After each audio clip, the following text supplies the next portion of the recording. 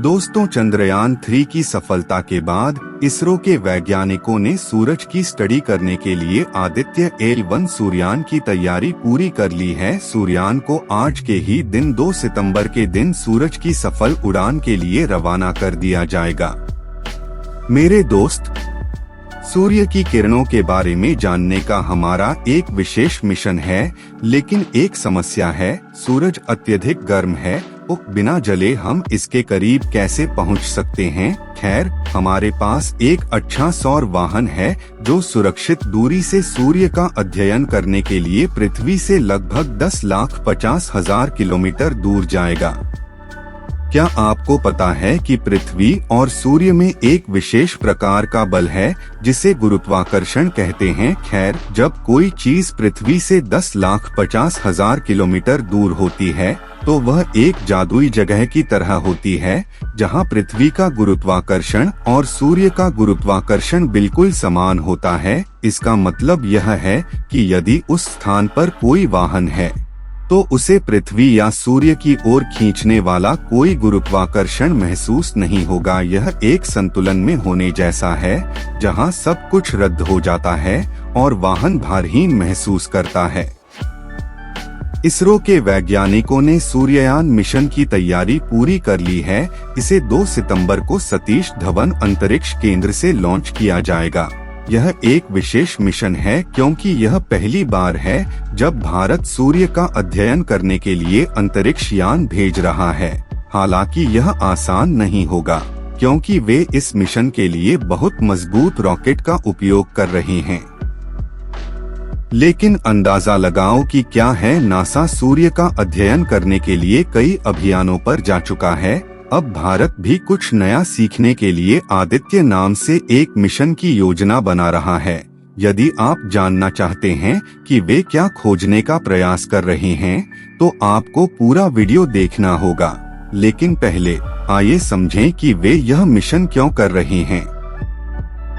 Aditya L1 mission अंतरिक्ष में एक विशेष स्थान की विशेष यात्रा की तरह है जिसे लैग्रेंज पॉइंट कहा जाता है।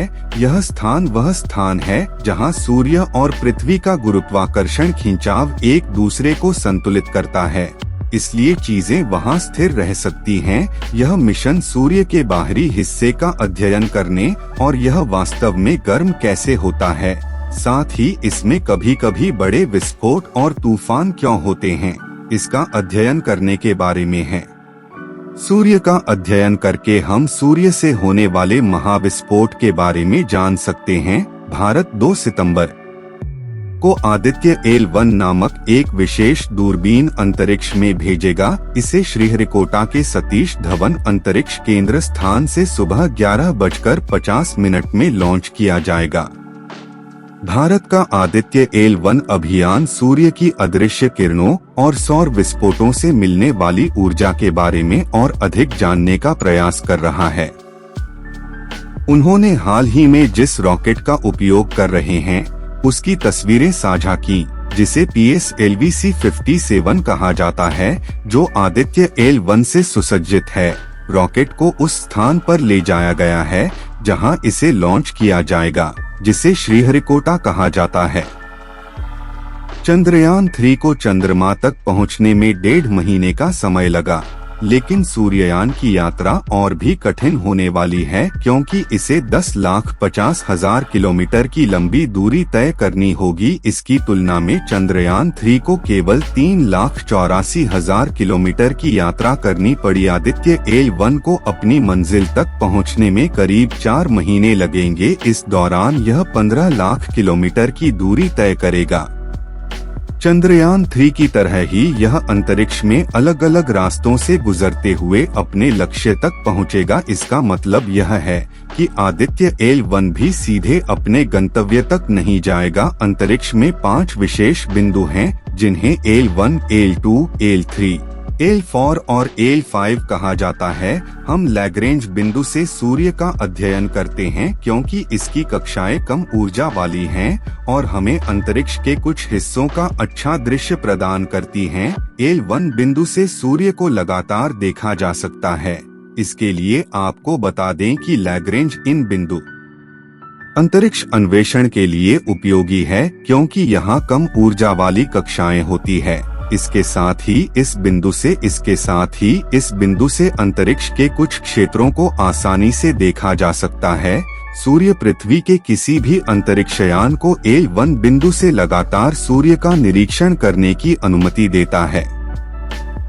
पृथ्वी के पास एक विशेष कवच है जिसे वायुमंडल और चुंबकीय क्षेत्र कहा जाता है। यह हमें हानिकारक विकिरण जैसी चीजों से बचाने में मदद करता है जो हमें नुकसान पहुंचा सकती हैं। वहाँ बहुत अधिक विकिरण है, लेकिन इसका अधिकांश भाग इस ढाल के कारण हम तक नहीं पहुंच पाता है। सूर्ययान के उपकरण सूर्य से एक विशेष प्रकार की ऊर्जा को नहीं देख सकते, इसलिए वे इसका अध्ययन नहीं कर सकते।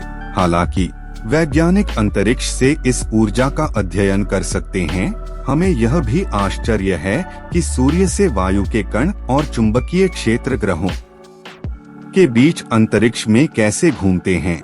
इसे समझने के लिए हमें इसे दूर से देखना होगा, जहां पृथ्वी के चुंबकीय क्षेत्र का इस पर कोई प्रभाव न पड़े। इसके कारण सूर्य की किरणें अंतरिक्ष में घूम सकती हैं। आप सोच रहे होंगे कि यदि सूर्य न होता या यह कितना बड़ा होता तो क्या होता। ये सभी ग्रह सूर्य के चारों ओर क्यों घूमते हैं। आज हम आपको सूर्य के बारे में कुछ ऐसे रोचक तथ्य बताएंगे जो आपको हैरान कर देंगे। सूर्य वास्तव में हमारे सौर मंडल का एक बहुत बड़ा तारा है। सूर्य आकाश में आग के एक बड़े गोले के समान है। इसका अधिकांश भाग हाइड्रोजन नामक गैस से बना है और इसका थोड़ा सा हिस्सा ही कुछ और है। सूर्य इतना बड़ा है कि यह पृथ्वी जैसे कई ग्रहों को अपने अंदर समा सकता है। सूर्य वास्तव में पृथ्वी से बहुत दूर है, लगभग 15 करोड़ किलोमीटर। यह हमारे पूरे सौर मंडल की सबसे बड़ी चीज भी है। सूर्य इतना विस्तृत है कि इसकी चौड़ाई लगभग 13,90,000 किलोमीटर है। अगर हम इसकी तुलना पृथ्वी से करें तो यह लगभग 109 गुना बड़ा है। हमारे ब्रह्मांड में सूर्य जैसी खरबों या अधिक वस्तुएं हैं। सूर्य के प्रकाश को सूर्य से पृथ्वी तक आने में लगभग 8 मिनट और 16 सेकंड का समय लगता है। सूर्य से पृथ्वी तक यात्रा करने के लिए एक रॉकेट को वास्तव में लगभग 618 किलोमीटर प्रति सेकंड की तेज गति से जाने की आवश्यकता होगी। सूर्य के अंदर का तापमान अविश्वसनीय रूप से गर्म है। आग के इस गोले के अंदर का तापमान 5 करोड़ डिग्री सेल्सियस बताया जाता है। सूर्य पृथ्वी से बहुत बड़ा और भारी है।